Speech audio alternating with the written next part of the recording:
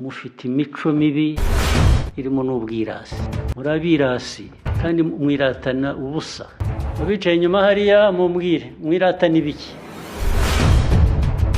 Ati murabirasi mwiratana ubusa. Paul Kagame anenga abayobozi batuza inshingano.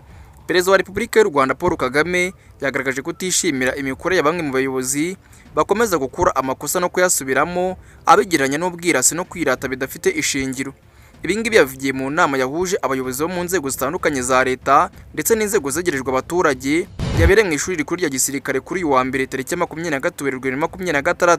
Mu butumwa bukomeye yabagejejeho yabasabye kureka umuco wo gusubiramo amakosa amwe, avuga yuko bitumvikana ukuntu umuyobozi asimbura undi ariko akagaruka ku makosa nk'ayo we yasimbuye yari afite cyangwa se yakoraga.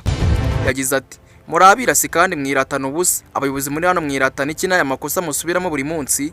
Yakomeje agaragaza ko iyo myitwarire idakwiye, anibaza impamvu umuntu yakwigana amakosa aho kwigira ku byakozwe nabi imbere. Perezida Kagame kandi yibukije ko kuyobora ari inshingano isaba ubushishozi no kwikosora, anavuga ko uwumva atabishoboye akwiriye kuva mu mwanya agashaka ibindi yakora neza. Yanagarutse kandi ku bayobozi bari gutekereza amatora ataha, abasaba kubanza kwisuzuma niba ibyo bagezeho bifite ishingiro mbere yo kongera kwiyamamaza. Ati mwatangiye gutekereza amatora, nta n'ugikurikirana ibyo agezeho cyangwa se n'aho abivana. Nubwo abakoseye kandi anashimiye intambwe abayobozi bateye mu kwisuzuma ndetse no kwemera aho bagize intege nkeya, abasaba kubigira umusingi wo guhindura imikorere yabo.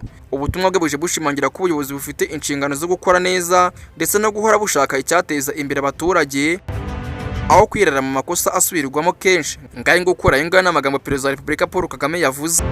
Kubwira ningera cyari Obi na ngini Obi Time News. Niba hari icyo mwari mufite ngo uriratana icyo ufite wena najya kubyumva, ariko mufite iki mwiratana? Obi Time News.